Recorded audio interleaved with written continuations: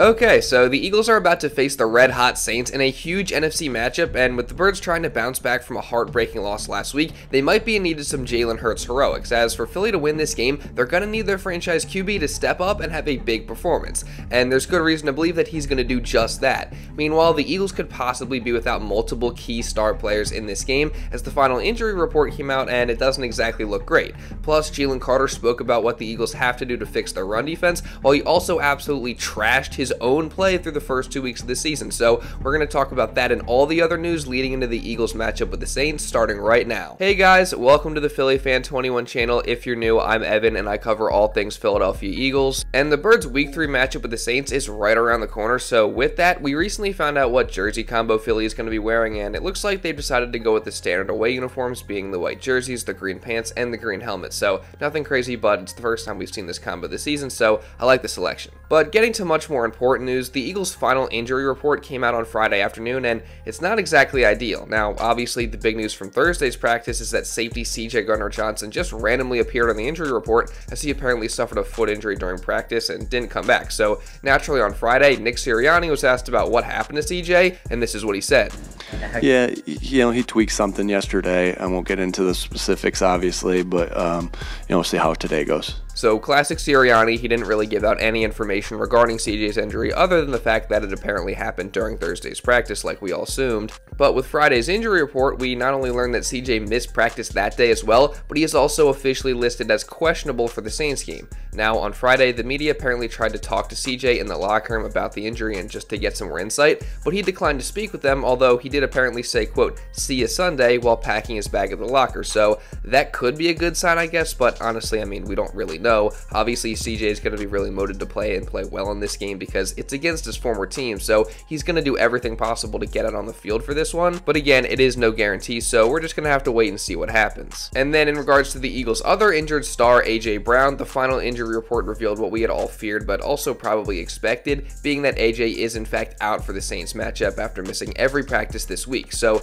really, this is no surprise. AJ did say he expected to miss a couple games with this injury, but it certainly does still hurt because it makes things much harder for the Eagles offense, and it's also going to force some of the other guys to now step up and carry the load. Now, as I talked about in my video a couple days ago, I think with AJ out, the Birds need to make a more conscious effort to get the tight end Dallas Goedert more involved. So far this season, he really hasn't gotten a lot of balls thrown his way, which I don't quite understand, considering that in the past, Goedert has shown that he can be a great weapon for the Eagles. He's been a good target over the middle of the field, on screens, and in the red zone, and he really can be effective in any way that they use him, and he's had stretches where he's undoubtedly one of the best tight ends in football. So I think drawing up more plays for him this week would be greatly beneficial to the Eagles offense that is of course lacking AJ Brown. And then at the wide receiver position, other guys of course need to step up as well. Devontae Smith will more than likely be Jalen Hurts' main target on Sunday, just as he was in their last game without AJ, and I have no doubt in my mind that he'll step up and play well, but the question is, can the other guys besides him step up as well? With those guys being the new wide receiver Jahan Dotson, who really hasn't done much of anything in his first 2 games as an Eagle, so it'd be nice to see him get going a bit, and then the third-year man Britton Covey. And Covey, who is someone I think is worthy of a shout out and deserves a ton of credit, as last week against the Falcons, he honestly is the one non-star that I think stepped up in AJ's absence, as he had 6 catches in that game. And I'd expect him to be a factor again with AJ slated to miss this game against the Saints as well. And it's honestly just crazy to think about how far Covey has come from being undrafted in 2022 and getting lit up quick on punt returns early in that season to now in 2024, where he's not only one of the best punt returners in the game, but he's also actually making contributions at the wide receiver position. And probably most importantly, it seems like Covey has earned the complete respect and trust of his teammates, as Devontae Smith recently had a press conference where he was asked about Covey, and he praised him while also expressing extreme confidence in him. Covey's a big-time player, especially somebody that's in the room with him, that's been with him for a long time. We all expect that out of Covey. We know that he can do that. If we're being real, Covey he's a very talented person. He goes out there, he does a lot of things that a lot of guys can't do with him being so small. And he understands the game. So when he goes out there, it's not like he's just running around just doing stuff to do it. He knows why he's doing it. He knows how to set people up. Those are certainly some very high remarks from the star wideout, so you love hearing that. And again, just shout out to Covey, and who knows, maybe he'll make an even bigger impact in this game than he did last week with AJ Brown out again.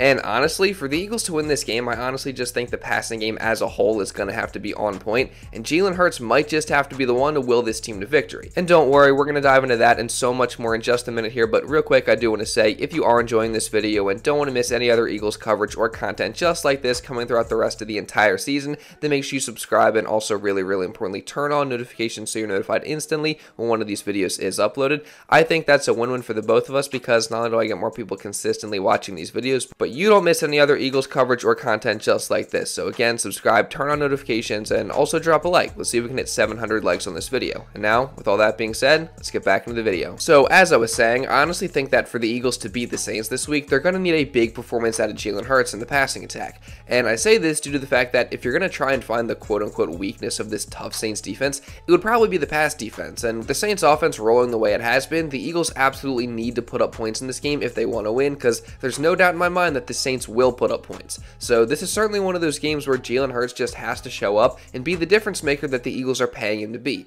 Now, last week, I thought he did that, as he had a great performance against the Falcons. He was accurate with his throws and made good decisions, while he also had some awesome plays running the ball, and he also took care of the football all game until, of course, the very end where he threw the pick. But again, all in all, it was a very good performance for Jalen. But that being said, I honestly think he's going to have to be even better this week. I think he's going to have to put up even bigger numbers through the air and keep up his solid production on the ground. And most importantly, he just has to take care of the football and make sure he's not giving the Saints offense easy opportunities to score. And personally, I'm confident he's going to be able to do that for a couple reasons. One being that, again, he's coming off a great game and is getting more comfortable in the offense. Two, again, if you have to pick a weakness for the Saints defense, I guess it would be stopping the pass. Three, the Saints tend to blitz a decent amount, so if they do that versus Jalen Hurts, that could actually work to his and the Eagles' advantage, as Hurts has been nothing short of awesome against the blitz this year. Overall, through 2 games, he's been 13 of 17 with a completion percentage of 76.5%, with 161 yards, a touchdown, a pick, and he's had a 100.4 rating. And last week, he had a perfect passer rating when the Falcons blitzed him, so safe to say that that whole narrative that Jalen Hurts can't beat the blitz is just unbelievably stupid. And then the other reason I have confidence in Jalen going into this game is because we've seen him have success in the past going up against the Dennis Allen Saints defense. I mean, the last time he faced Allen in 2021, he led the Eagles to a 40-point performance, largely on the ground, where he had 3 rushing touchdowns. And we know Jalen has grown a ton as a player and passer since then, so again, I'm very confident he can come out here and have a big game. And someone else I'm hoping to see a big game from is defensive tackle Jalen Carter, as Carter and the entire defensive line have yet to put their imprint on a game and just impose their will on the opposing offense yet. Obviously, all week I've talked about their struggles both rushing the passer and stopping the run, so they're definitely going to have to fix both of those things in this game, and getting a big performance out of Carter would be a great start. And it seems like Carter has the right mentality ahead of the matchup, as he recently said that he's been terrible to start the season, and also that he just simply has to be better. If you had to assess your performance so far, first couple of weeks, how would you describe how you played so far? Me being real myself, trash. I feel like I'll be way better. Got a lot of stuff I can work on with hands and being able to read the formation of the O-line, read running, passing, literally everything. So I love that Carter holds himself to a very high standard, and honestly, out of all the guys in the defensive line, he's the one I'm least worried about. The guy's still a monster, and I think it's only a matter of time before he gets it going. But obviously, for him to do that and start putting up big numbers, he's going to need some help from the other guys as well. And in terms of getting sacks, I mean, the only way Carter and the Birds are going to be able to start piling those up is if they figure out their run defense, and Jalen Carter seems extremely confident that they're going to do that. We watching film every day after every game, and we just trying to get better every week. And then again, this week we trying to stop the run. That's the main goal. We got to see if we can do it. Have they been refining, I guess, technique-wise this week? Like, what is? Oh, yeah, a lot of technique things, and just what we've been seeing the last couple of weeks. We've seen a lot of stretch, and that's just what we've been working on. What gives you the confidence that you'll be able to turn it around, in the unit, the defensive line will be able to turn it around? Because we all on the same page. There's nobody like, oh, it's okay, it's okay. No, we all like, yo, like, we see what's going on, the world see what's going on. This is not us. We need to be better. And that's what we've been working on. Hopefully JC's right, because the run defense has easily been the Birds' biggest problem through 2 weeks of the new season, and they got a super tough matchup with Alvin Kamara and the Saints, so we'll see if they're able to start to get on the right track against the run, and if they can, that'll go a long way in helping them win this game. And in my mind, on top of Jalen Hurts having a big game and the Eagles' run defense starting to trend in the right direction, there are a few other keys that the Eagles have to do to win this game, one being that the Birds at least need to be able to run the ball somewhat effectively against this stout Saints run defense. Now, Saquon Barkley is far and away the best defense back that they faced all season, so he's going to be a tough matchup for them for sure, and hopefully he's able to have some success,